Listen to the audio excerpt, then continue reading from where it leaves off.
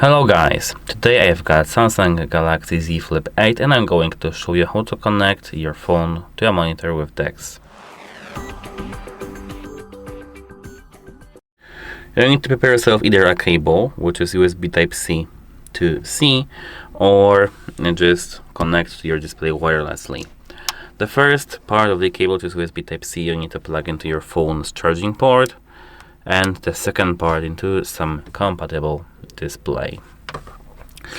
So when you want to connect your phone wirelessly to some display, you need to scroll down to the control panel like that, prolong it, and find the Samsung Wireless DeX icon.